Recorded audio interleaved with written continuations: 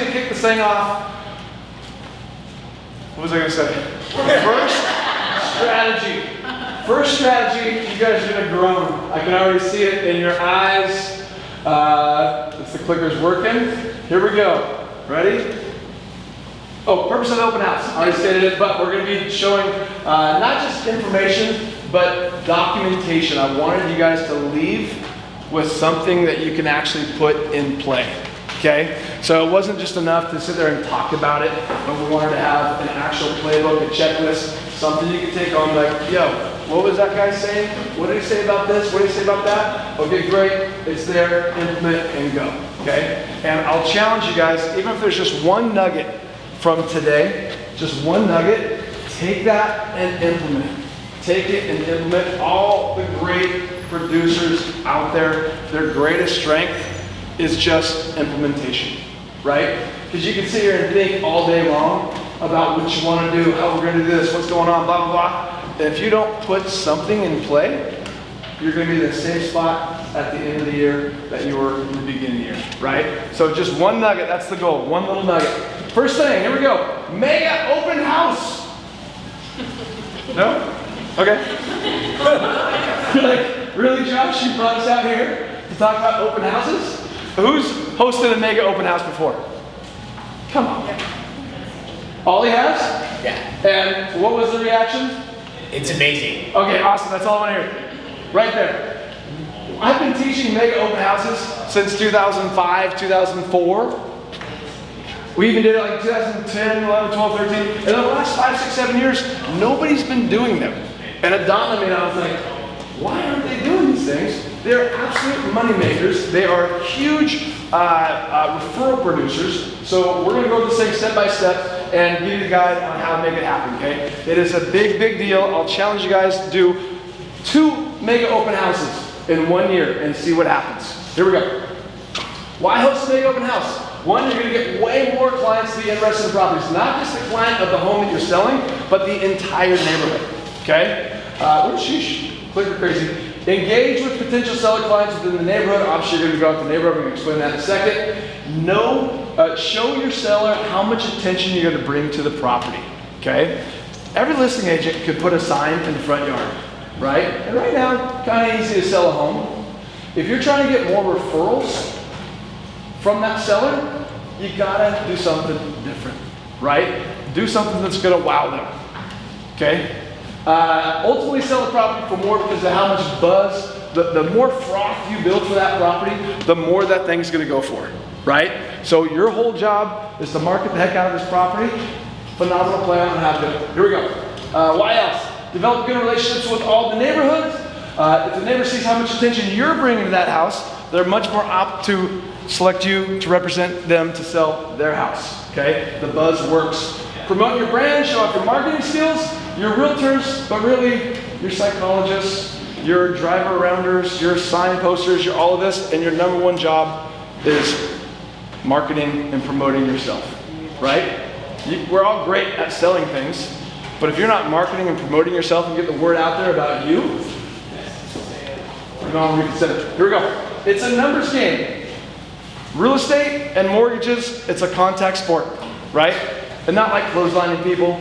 I'm talking about getting out there and actually getting in contact with people. And it's not sexy, but it's a huge reality of the business. Door knocking, phone calls, whatever you got to do to make contact. The more contacts you make, the more people you put in your database, the more successful you're going to be, period. Show me one person that does all this that isn't selling a home. It's impossible, right? It's like people that work really, really hard and are super implementers, they're going to succeed. Going to. Same thing. Why wouldn't you want to do it? I don't know. They're hard. It's a lot of work. You know, it kind of sucks. It really does. But do it. Maybe the sellers don't want that many people tracking through their home, right? Some people are like, I like the idea, but I don't want 150 people walking through my house. Totally understandable. Or maybe they want their nosy neighbors up in their business, checking out their house and judging them the way they live, whatever the case might be. So you always want to run this idea by your agent, or sorry, your client first, okay?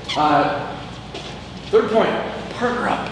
This is a lot of work, okay? For you senior agents or agents that are pretty experienced with listings, you don't want to do this, go find 2 or 3 junior agents that need the work, that want the experience, that want the contact, and say, hey, anything that comes from this, we'll split 50-50, okay?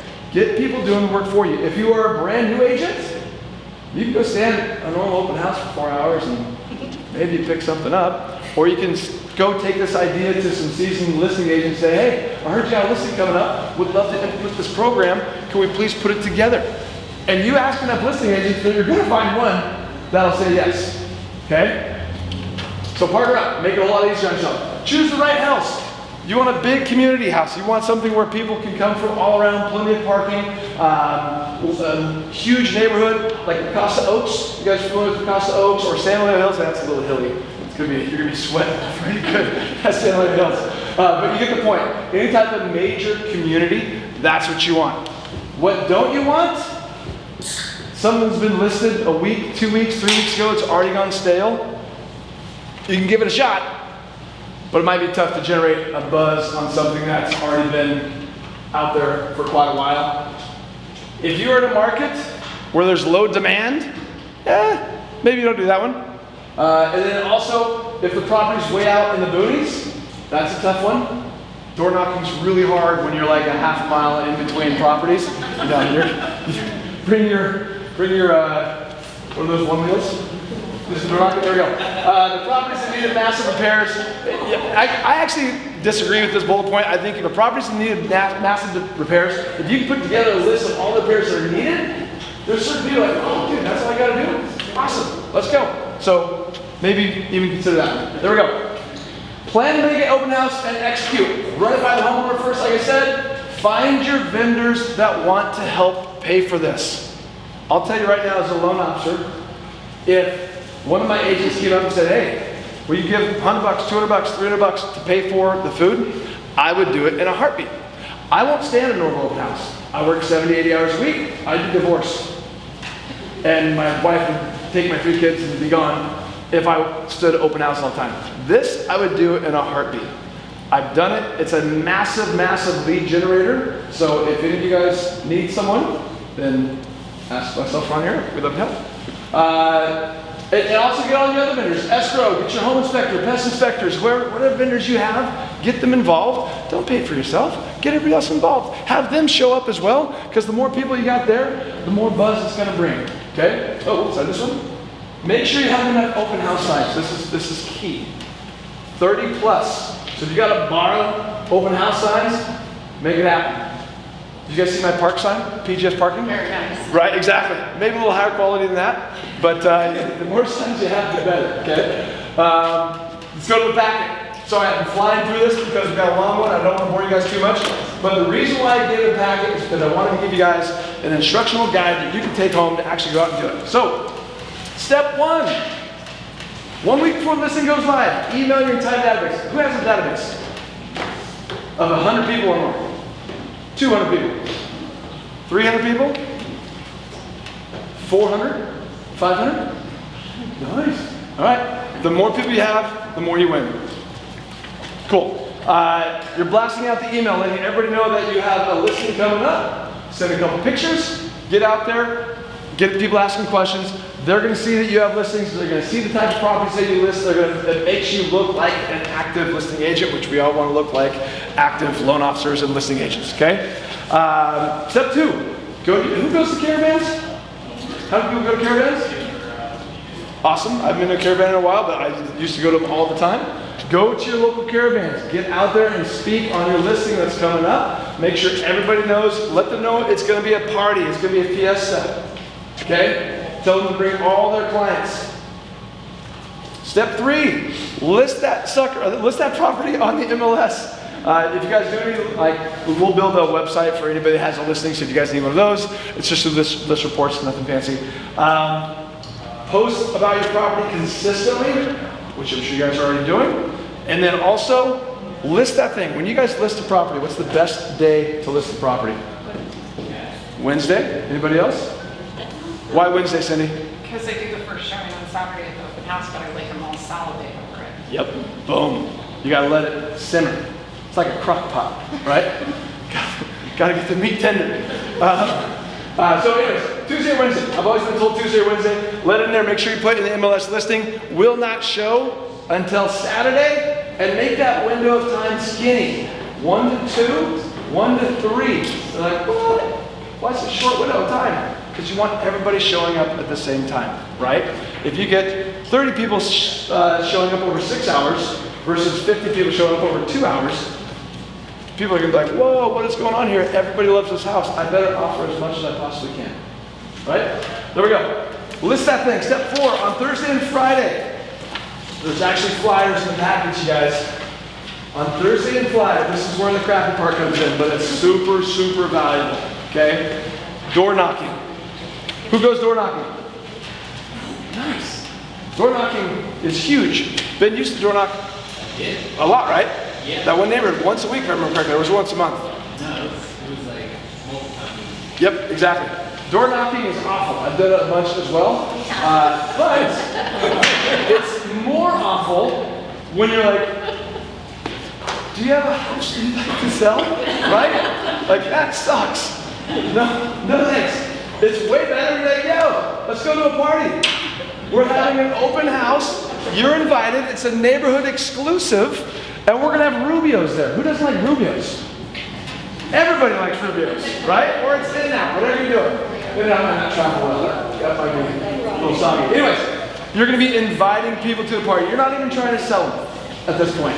Not even trying to sell them. Just invite them. Just invite them. Okay? Thursday and Friday, you can door knock 200 people, 300 people. Hand this out. That's meeting you number 1. That's FaceTime number 1. Right? Here we go. That's your door knocking. Step 5 on Saturday. How many signs do you guys normally put out for an open house? There's no wrong answer. I'm just curious. I really don't know. Like 10, 15? 20. 20? Okay. Awesome. Is 30 excessive?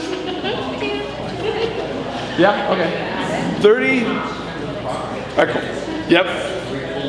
The more signs you have, the more directing to that property you have. If you cut out 30 plus signs, it's a ton of work. I see you guys every weekend putting out the signs, picking up signs. It's a lot of work. I get it. But the more signs, the better. Okay? And then, oh, that's the other thing. From the seller standpoint, if they're driving around and they see that you've put signs literally everywhere, they're like, man, this agent is crushing it for us. Look how many signs they put out, right? So you've done all of these steps, and then it comes to open house day, mega open house day. Here's what we're doing. The most important step, because remember, you're gathering data, right? You're gathering names. At the front door, you're going to put your sign up. There's going to be a desk at the front door with a sign-in sheet and another little sign that says, for security purposes, the seller's asking us to sign in. And you're the gatekeeper. Nobody's getting around you because that table is in front of the front door, right? They might not come in, but they should. They got to sign in, they got to go. You're going to collect all this data, right? You got your junior agents inside. They're going to be showing people around, asking questions, all this stuff. I put a little bonus sheet in there on questions to ask. You guys are probably already seasoned. You know all the questions to ask when you're at an open house, but check out the list. Open house ends, you're done, right? That's eyeballs on you number 2 for everybody in the neighborhood. You're waiting for the offers to come in. Right now it's pretty easy to get over ask offers. You guys agree? If you can get 8, 9, 10 offers, you'll do negotiations with the seller.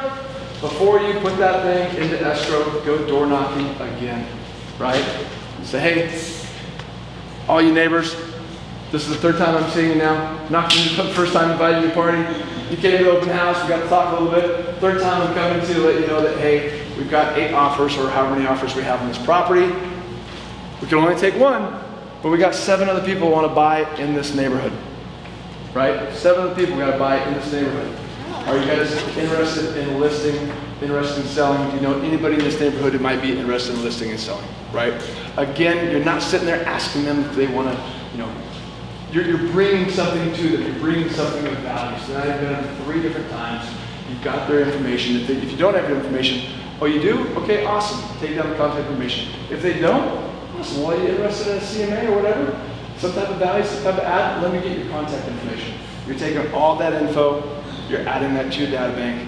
Now they're part of you. You've seen, these people now have seen you 3 times. They saw the buzz you brought to the property. They saw that you actually brought them a potential buyer if they wanted to sell, and they saw that you threw one heck of a party, right? So it's huge in gathering data. It's huge in getting top listing price or top sales price for the home, and it's huge for getting out and meeting people, showing your face, okay? So that is the mega open house. You guys have the invite. Oh, sorry, a couple others. Another little trick. Always print out the Zestimate before.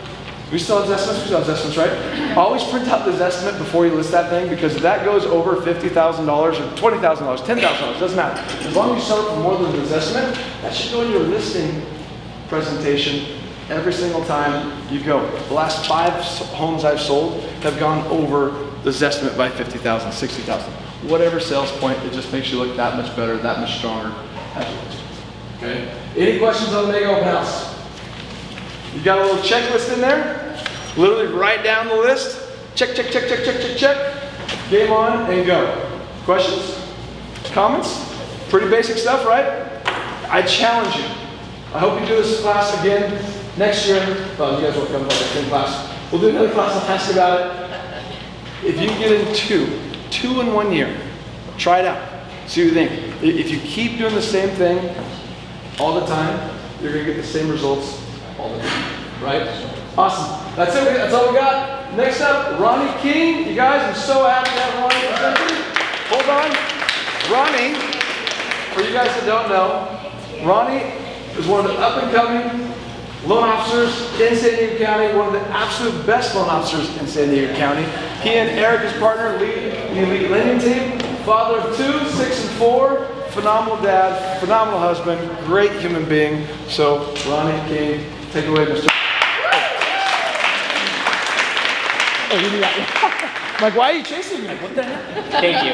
Thank you for the introduction, Josh. So, appreciate you guys all coming. Hope the food is good. Like Josh said, our goal to have you guys come and spend this hour is to add value and to put more deals in our pockets. That's the idea for this. So, what I'm going to talk about today is how to increase our production by 11 deals a month. Now, anything in real estate, it sounds too good to be true, it is. This takes time, you guys. It's not something that's just going to happen overnight. But being intentional, doing mega open houses, collecting data, doing these things is going to set us up for success. So I'm going to break it out in a couple different ways here. So I'm going to tell you how to get the first 5 deals, and then we'll go how do we get the next 6, okay? So how we're going to get the first 5 deals is we need a 400-person database.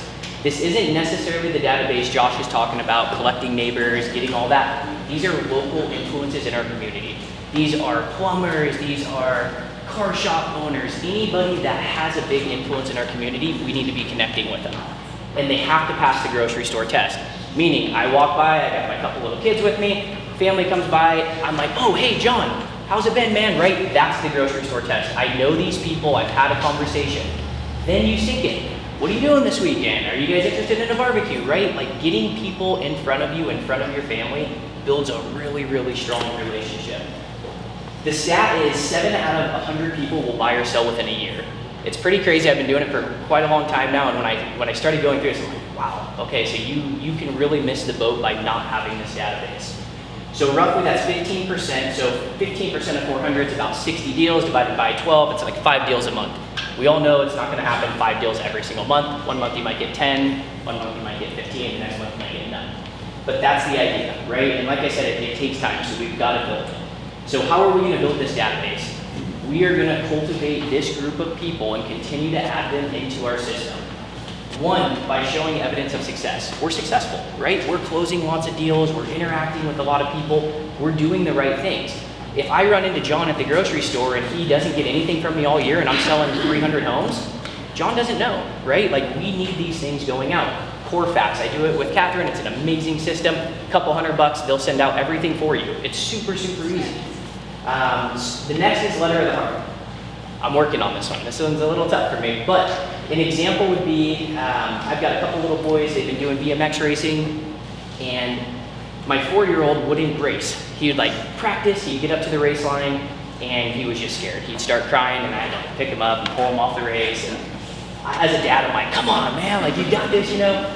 Well, about 4 weeks in, we kept going, being consistent. He finally dropped in, and he took second place. Like, he kicked ass. He was just scared to do it, right? And so for me as a dad, how did I feel? As you guys can imagine, pretty awesome, right? And that's like a letter from the heart. We want to touch our clients. So I would send that out once a month. This is what I experienced, right? Or maybe the next one is my wife just had a baby. Something that's going to touch people. Client parties. We talk about this a lot. Our team, we're insane about implementing this. It's a no matter what. If we're not prepared, we do it like the night of. We don't care. Make it happen. Christina laughs, she knows. And it's a game changer, you guys. Like, for example, we had a Christmas party this last year. Spent $900, $1,000. Ordered a truck that came in with booze. We had food catered in. We had maybe 40 to 50 of our clients come in, past clients. We all hung out, talked, had an amazing time. We got 2 deals from it. 2 deals, we spent $900, right? And on top of it, we're in front of these people, loving them, building their relationship. Anniversary and birthday calls, these are a no matter what, you guys. Anniversary every year. It's been a year, it's been 2 years, it's been 3 years, right? Continuing to follow up. As you know, as your database grows, it becomes a lot harder to make these calls. How do you do it? Add it on your calendar. Hey Siri, John and Tim closed on Monday, 22nd of 2014. Remind me every single year to call them back. Siri does it. It's like not rocket science. You just have to take the action and do it. Same with birthdays. Birthdays, I've started out, I've called people and left, like, I've sang happy birthday, right? Like, made it fun. We ended up, about a month ago, we signed up for Jib Jab. If you guys haven't seen it, it's like usually see it like Christmas and holidays, but it's like a couple pictures of you and the team, and it like sings happy birthday and does all these crazy things for you. It's free. It takes 10 minutes to set up, and you literally save it to your phone and you shoot it out in text. Like, super easy. And again, if you wake up in the morning, you have your anniversary call saved, you have your birthday call saved, those are your first actions of the day. It takes 2 minutes. Get it out, get it done. The next is weekly calls. This one's kind of fun and it turns things up. So you have your phone A through Z, right? Every single week, pick a different letter. Start on A, you call everybody in A. Then you call everybody in B. I've deleted a million contacts because of this. You call everybody in C, right? And A helps you like fine tune your phone, because I'm sure, as all of you guys are, we have tons of contacts in there. Do we talk to them? Do we not? It's just a great way to get in front of these guys. So that is how we're gonna get our first 5, right? We have our 400 person database. We're constantly doing those 5 steps. We're constantly in communication with them. They will turn, but it does take time and it takes consistency. It's not gonna just happen overnight. The next is we're gonna get into the next 6. These ones are really fun, and it's a great way to set yourself up for success throughout the week. So for myself, and I'll ask you guys, do you ever come into the office like, what do I do today? Does anybody ever have that feeling? Like, where is your day? You're busy, right? You know you're no matter what, but do you know how many calls you need to make? How many notes you need to write this week? What are your action plans, your money plans, right? Not making the business run, but how am I getting business? So, single focus is every single day you need 1 warm lead. 1 warm lead. To get 1 warm lead, we need to make 15 calls, okay? 15 calls, that's the standard. If you make 15 calls and you're asking the right questions and you're digging deep, you should get 1 warm lead a day, all right? How we do it is, thanks to Josh, we got headsets. I've never been a headset fan. I feel like I'm working in a cubicle, and it's never been my jam, but I will say, you put them on, you set your phone down, and you can really focus. Like, it zones everything out, and you get in the zone. An hour and a half, what'd you do an hour? About an hour, 20 minutes. So we have a system, it's called Phone Burner. You can upload your contacts how you want. Before you call, you can pre-type out the email, you can pre-type out a text, and you know exactly what you're calling for, right? When you make the call, you literally hit start, and this thing will just go nuts. So Eric made 91 calls in an hour and 20 minutes, and he is just sitting there, and every single time somebody doesn't pick up, it sends a text message, it sends an email, and you're on to the next ring. It literally just goes, and it's amazing. The next is a CRM. Does everybody have CRMs? I would guess so in here. So CRM is crucial, and that's it. So, kind of already touched on this, but basically 15 calls, you can get 1 warm lead. You do that 5 days a week, you're gonna get 20 leads a month, right? 30% is the worst, like out of all the worst salespeople, you're gonna convert 30% of your warm leads, right? So these are leads where I call and I'm like, Katie, how have you and your family been doing? I know that you just got your roof replaced. Is everything holding up strong? Is there anything that's not going right? I'm loving on her, right at the end of the conversation. As you know, my entire business is built on referrals. Like, it would mean the world to me if you know somebody about buying or selling that you thought of me, right? You have to drop that line. I know it's hard. It was hard for me, maybe not for you guys, but it's hard to do, and be consistent with it. The goal for us is we should be closing 50% of these, okay? So if you're getting 20 leads a week, you're closing 50% throughout the year, it adds 6 deals to your pipeline. It's not rocket science, it's just a numbers game, like anything in real estate. So to wrap it up, my mom always used to say this to me, you don't ask, you don't get. Remember to ask, promote yourself, and try to get out there and get the business. Now, what are we gonna say to these guys? What do we say? Ronnie, we have all these people, A to Z. What is it called though? Well, we're gonna enhance the relationship, right? We wanna call, we wanna check in, we wanna love them. Ask them questions about their family. Ask them questions about their job. These are things that get people talking, right? Ollie runs an amazing podcast, right? And I took something that was so valuable the other day. We were over there checking it out. The best podcast interviewers are talking 20% of the time. They're listening 80% of the time. That's something to be said for all salespeople, right? We like to talk, we like to share. Be quiet. That first couple conversations is all about them. What are their goals? Where do you guys want to go? How can I help you get there? The next is you can call and maybe you're on letter B and you offer a lead, right? Just like I said, Katie, I know your roof just got done. Like, I know the windows are old. Do you need a window guy, right? Josh is going to get into vendor lists. Having a vendor list built out for these people is incredible, right? Like, I have a contact for almost everything except for fine arts. So if somebody has that, please let me know. The next is you ask for a lead, right? Don't ask, don't get. You just slide that in there, do it in a gracious way. I think I've worked with most of you guys. I know a lot of you guys, like, be human about it, be real, and I think you'll get the lead. The next is you can ask for an appointment, right? I'm at the grocery store doing that grocery store test. My buddy John walks by. It doesn't have to be a coffee. Hey dude, we're gonna barbecue at the house. Like, do you and your friends wanna come by? Bring a neighbor, right? Get people over, again, interacting with your family. Find a need, fill a need, very similar, right? Trying to find the right thing to sell them, give them, help them out. And wrap it up, no matter what, I've said it 5 or 6 times, be sure to ask for the business. And we will jump into Eric. So Eric is business partner, best friend. We've been friends since we were 10 years old. He did 10 years in the military, 100% disabled, just had a little baby girl. So if he's a little tired, don't judge him. And yeah.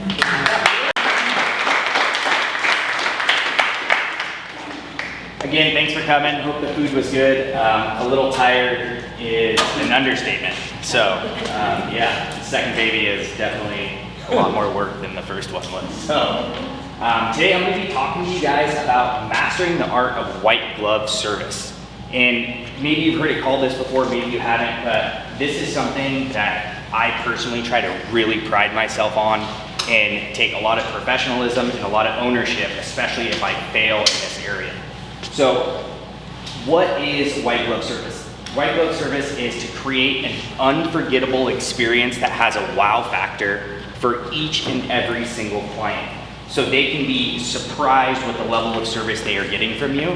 Not just that you're another agent or real estate professional that's taking them through the process of buying a house, but actually surprising them, really wowing them. Anybody gone on vacation in here lately?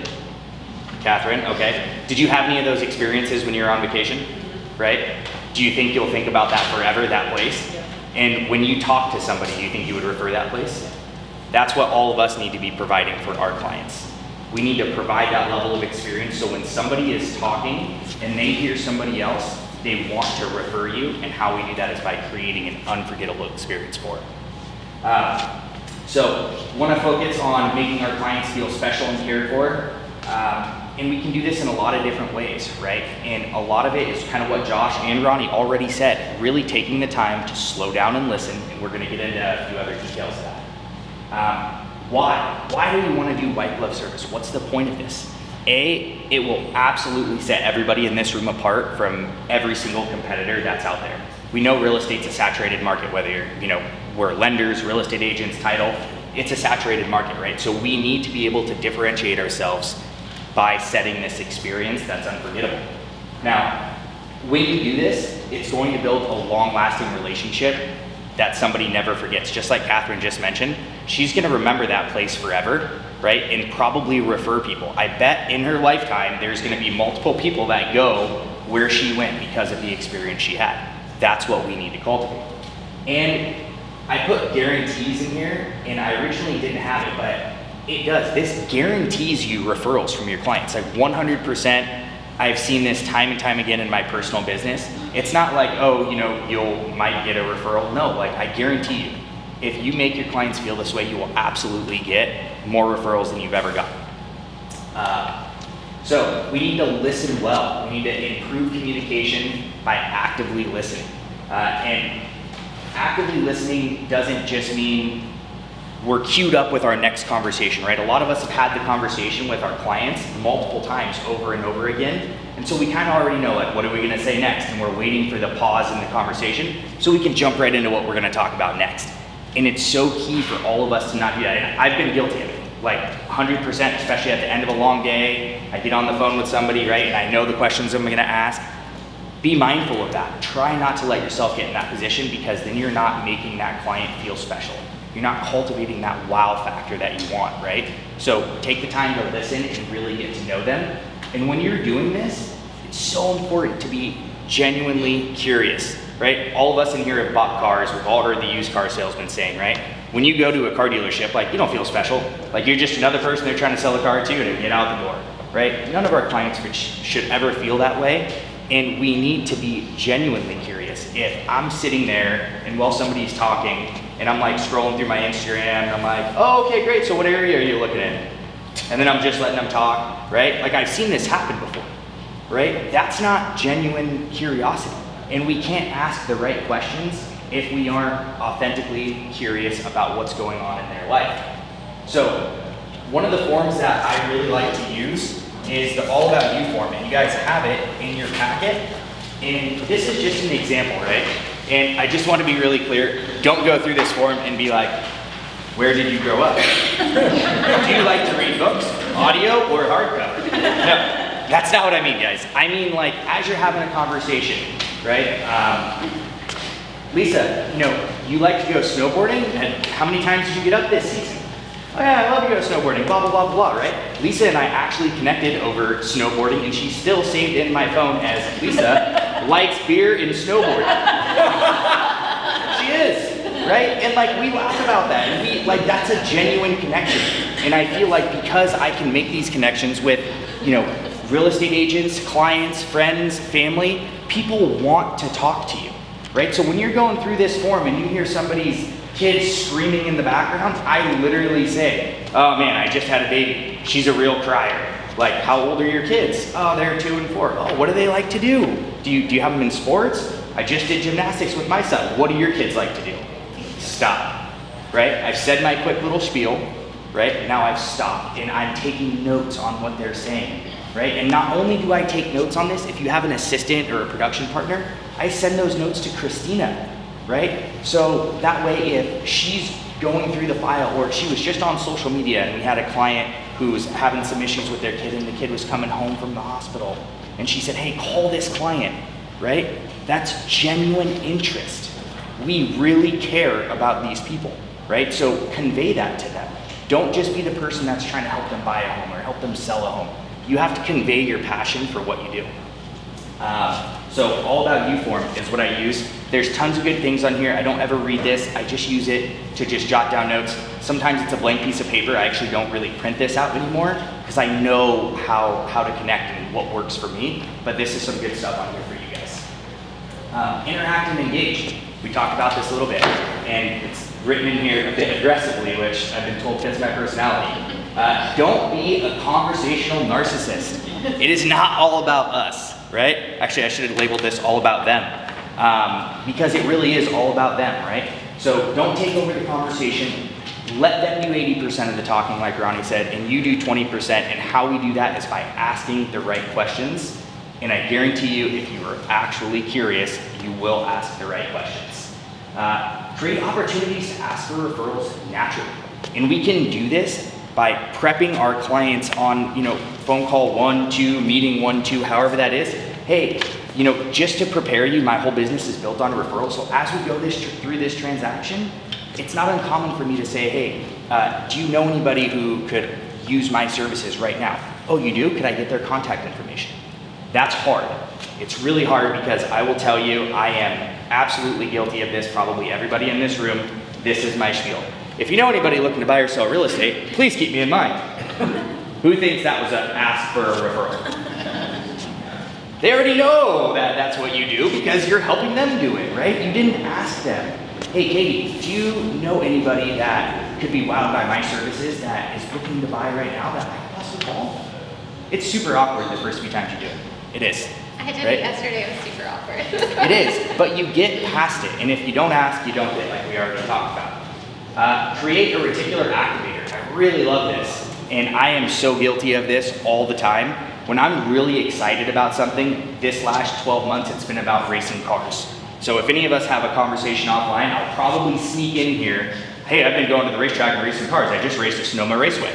Because I'm so excited about it. I had such an unforgettable experience there, right? Create that level of excitement for your clients, and when they are out at a bar, friends, families, school gatherings, wherever they are, they will sneak that into conversations because we are all guilty of doing that. Talking about something we are overly excited about.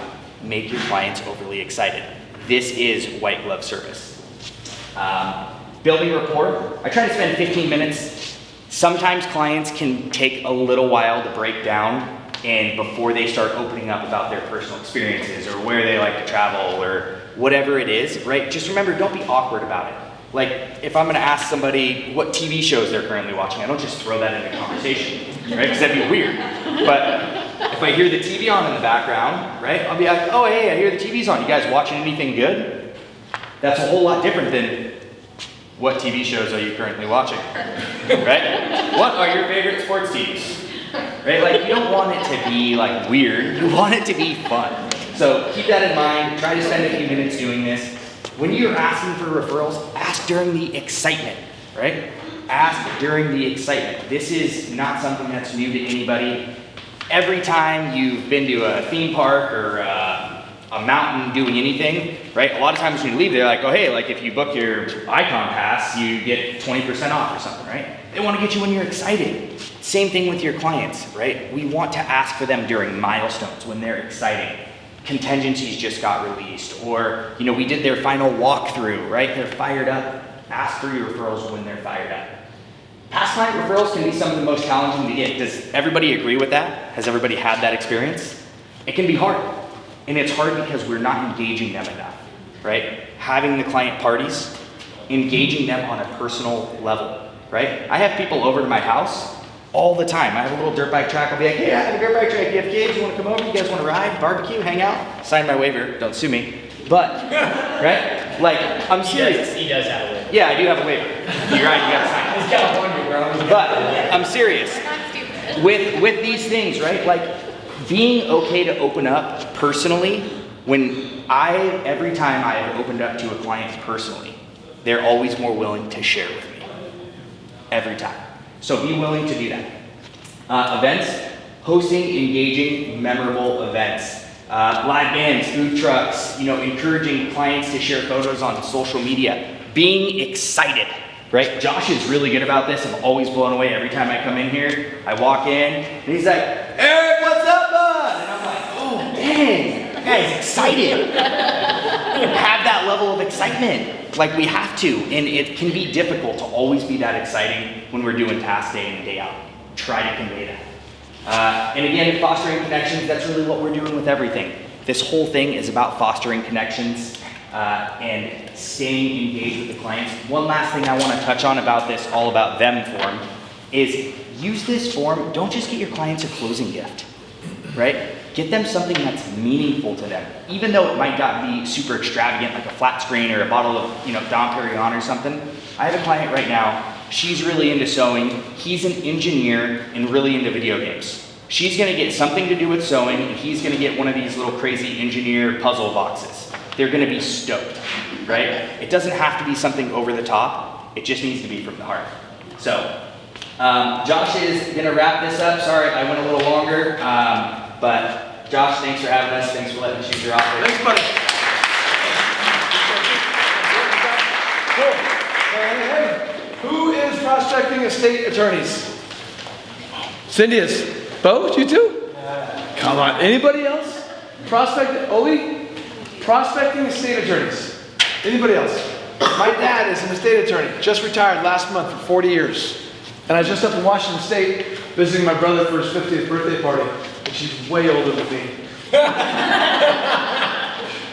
Anyways, I was up there and I said, hey Dad, how many referrals did you give away to real estate agents every month on average? He said, 6 to 12. 6 to 12 referrals. And I'm like, is it a bunch of real estate agents? He says, no, one. I was like, why? Because he's a professional. He just takes it off my plate and he handles all of it. I was like, you gotta be kidding me. That's amazing. I didn't even know that was a thing until literally probably a month ago when I started researching it. Anyways, that's one estate planning attorney that gives 6 to 12 referrals away every single month. It should be called estate annuity because if you land an account like that, it's just a gift that keeps on giving, okay? So if I say, hey, start prospecting estate attorneys, you're like, okay, like, how? What do you do? What do you say? Where do you go? Well, you're lucky you're in the right spot. That's what we're talking about right now. Prospecting estate attorneys. First thing you gotta know is what's the difference between an estate attorney and a probate attorney? Does anybody know? You probably read. But an estate attorney is for people that are still alive, planning their wills, planning their trust. Super important. We're gonna come back to that. And who's got a trust set up, by the way, in a will? Awesome. Awesome. Good. Probate. If you did not set up a trust or a will and you died, then you're going to be going through probate, and you might be going through probate and you did. But probate attorneys deal with people after death. Okay? So you can prospect both, but this one's more on estates. So you're like, Josh, what the heck do you know about prospecting estate attorneys? I know nothing about it, besides doing all the research and putting it together. But this guy, who's part of my mastermind and coaching group, came Watanabe out in Tucson, Arizona. He's made his entire career out of doing estate planning attorneys. Right? 2023, he brought in 26 transactions just from the estate planning attorney, right? Which is actually down. He said he brought in 55 the year before. 2023, from the referrals from his vendor list that he has, that he uses to sell these or to go out and sell the properties, he brought in an extra 15 deals. And in 2023, he brought in another 12 deals from the family members that he helped during the estate selling process. So in just one year, 53 total closed transactions from his estate attorney process, right? He said in his best year, which is 2021, he did over 100. So completely doable. And if you guys aren't implementing this plan, you really need to look into it. Here we go. Don't do this. First thing, don't just start calling estate attorneys like, yo, I want to help you and your clients sell homes. It's not going to work at all. So don't do that. The very first thing you want to do is you want to build your vendor team. Who's got a vendor list? Like a really good vendor list where you can go through and you can call someone like, hey, I've got someone that needs a plumber, electrician, whatever. Who's got a vendor list? Okay, build a vendor list. That's your very first step. You need someone just basic clean out crew, right? Some of these homes are going to be, you get some hoarders. Maybe get a TV crew up in there. Like it gets pretty gnarly sometimes. You need somebody who does fine art and fine furniture consignment. You need a estate planning company that will come out and actually take the couches, dressers, all kind of stuff, a lot of Goodwill type things. And you need someone like a charitable organizer. There's one like Junk for Jesus. There's a couple other ones where they'll come in and just take all of your sheets, belongings, everything and take them away, right? And also you need a general contractor. In addition to that, appliance repair, carpet cleaners, electrician, flooring, HVAC, home inspector, storage, plumber, roofer, staging, pest company, locksmith. Build out your vendor list. You're going to need every single one of them. Okay, so how do you find your vendors? First and foremost, if you guys have VIP lists, which is all your favorite clients, right? Not just all your clients, but all your favorite clients. Call them and your past clients. Family member, friends, colleagues. And if you don't have any of those, then go to Google. Google knows everybody. So you can absolutely build a vendor list. When you are building your vendor list, don't just say, hey, you want to be my vendor? Cool. Give it purpose. Hey, contractor, I'm building a vendor list because I'm working with estate planning attorneys. And the estate planning attorneys will give us transactions where they're going to need some additional work, usually light maintenance things. Can you handle more business? Everyone's going to say yes, right? And if they don't, they're going to know someone that can take on the business. Say, great, I'll give you a call back, let's meet up for coffee. If you want to go next level, meet up for coffee, because that's one face-to-face right there, right? Remember, contact game, you want as many face-to-face meetings, many phone calls as you possibly can. This is just adding to that list. After you build your vendor list, you got to create a process. You can't walk into a attorney's office and not have a process, right? You have to have it down, it's got to be set in stone. You're going to get the listing, assess the situation, check it out, bring the cleanup crew, bring in the fine arts people to take everything out of the house. Once the thing is empty and ready to go, then you know what you're looking at. Then you can assess and see what's going on. And you're going to give two options to the attorneys. You can do the quick and fast and easy close where you don't do anything to the property, but you're going to list it for way in the market or whatever it's going to list for. Or you can do light renovations and you're going to give that attorney and the heirs the list. Here's what we're going to do. Here's how much it's going to cost. What do you want to do? Quick sale, gone, or put it up there and let's see what the market will bring in. Okay? Pretty simple. All within everyone's wheelhouse at this point. So how do you get in front of the real estate attorneys? This is the fun part. This is your packet right here. This, I swear to you, this is the packet from Kay. This is exactly what he does. Okay, this is what he's done to build a business. Very first thing, build your vendor list, create your step-by-step process. We just created that for you. Construct your letter and flyers. You guys, there's little letters and flyers here as examples. Check them out. It's literally that simple. This isn't some major marketing event where you're like, you know, constructing this amazing stuff. It's very simple information. The letter's about you, your process, the whole bit. Okay? Who knows what? Hey, build your list of estate attorneys. Go on Google. There's somebody Google right now. Who's got their phone out? Google estate attorney San Diego. How many people are there? While he's pulling up, I can tell you guys this. It's literally a couple thousand in San Diego. It's a couple thousand in San Diego County. There's a ton of estate planning attorneys. Okay? Build your list within your area of 20 to 30. Okay? Go on Google Maps. Build your milk route. Do you guys know what a milk route is? If you've been in sales before, you're just building that thing, you're connecting all the dots, right? Build that thing out. You created your letter. You've only got 30 attorneys, let's call it. 30 attorneys, make it simple. How much is the stamp? 60 cents? 70 cents? 80 cents? Okay. So 25 bucks, send out your mailer and your flyer 3 weeks in a row. 3 weeks in a row, sending out your mailer and your flyer, right? Still not asking for nothing, just send out the flyer. After the third week, call the attorney's office. It's only 30 phone calls. And you just want to ask them if they've been receiving your mailers, and you tell them you're going to be in the area, and you're going to stop by and introduce yourself. You still haven't asked for anything yet, right? Still haven't, they saw your flyers, they know what you're going to ask for, but you haven't asked for anything over the phone, okay? Now, you told them you're going to do it, you got to do it. Drive that milk route, go in there, bring your flyers again, say, hey, my name's Josh. We spoke on the phone the other day. Just wanted to come in and introduce myself. What I'm really doing is I'm constantly looking for value for my clients. I've got a list of 200 to 400 people that I'm always looking for value for. If I could get them, would you be willing to offer a discount on your services if I referred my clients to you? More than likely, they'd be like, yep, if you refer me a client, we'll give you 10% off, 5% off, 50 bucks off, whatever the case might be. Awesome. You still haven't asked them for it, right? Still haven't asked them. You're going to go back to your past clients, and you're going to say, hey, you told me you didn't have a trust. You told me you didn't have a will. I've got a trust attorney that'll give you 10% off. Can I introduce you guys? Can I put you on an email? Can I put you on a text? You know, however they prefer to be referred, right? Refer them to connect those two. Refer them however you're going to connect them. Make sure to connect them and make sure that the attorney knows it's from you. Okay, that's the key. They got to know it's from you. At that point, you've done the referral. The absolute best time to ask for business is when you just gave them business, right? If you refer somebody and then you ask them, hey, listen, I'd love to come in and talk to you about for 15 minutes about how my team and I are going to support you and your team and your clients. sell their properties, you'll probably get some no's. But if you just refer out 20, you're gonna get some yeses. And remember, if you pick up one attorney and they give you 5 deals a year, who doesn't want 5 extra deals in a year? That's crazy. This would be the #1 thing that I would do if I was a real estate agent, without a doubt. Because how many people are taking leads from Zillow? Raise your hands.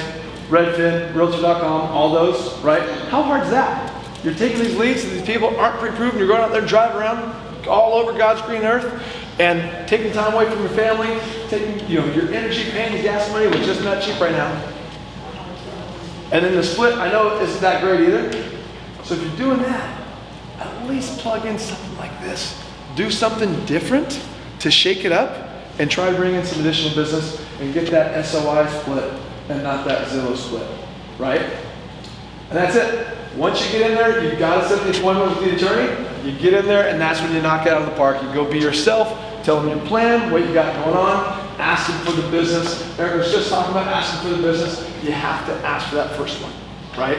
So that's it. That's the estate plan. Once you get a deal, then you're going to do what you already know to do, which is knock it out of the park and do a phenomenal job, right? So I would challenge you guys. Is there any reason why you wouldn't do this? Any reason? It's not, right? I mean, Ben, you're one of the most professional real estate agents I know. Phenomenal real estate agent. And he's got a great email that goes out every month, by the way, too, if you guys want to get on his email list. But anyways, was there any reason why you wouldn't want to pull something like this off? No, wheels will turn. Absolutely. So, and it's not an overnight thing, guys. This is a 3-month situation. I'll give you a little chart, step by step, what you got to do to knock this thing out. Why not? I would love to hear back from anybody that does this all the way through and see the success that you have. Cindy, how often do you work with your estate planning attorneys? Probably 1 or 2 deals a month. Wow, that's awesome. One thing's guaranteed, it's done. Yeah. And do you have one? Do you have one estate planning attorney? One estate planning attorney gets 1 to 2 deals a month from her. Absolutely, go get it. There's literally thousands of them. I challenge you guys. Just if you don't believe me, Google it. 16,350 active attorneys in 16,000. There's just a couple. So that's it. You So- can return the favor too, because the state attorneys, what I figured out is, I ended up going on a listing appointment that was probate, figured out at the listing appointment that was gonna have to be probate. They thought we had a trust and they had a will. So I called the state attorney and I said, hey, who could you refer me for probate? She goes, well, I can do those. So I gave her a deal. So it can go. 100%. 100%. Out of all of these, I hope you guys got something, one nugget that you can take away. I really hope that was helpful. Was the food good? Yes. At least you got a free lunch out of the whole thing. That's it. I'm Josh Jelsing, Eric Johnson, Ronnie King. On behalf of all of us, thank you guys so much for coming out. We really appreciate your time, value all your friendship and the service that we get, or the work we get from you guys. Call, email, text us anytime. That is it. Thanks so much. Bye.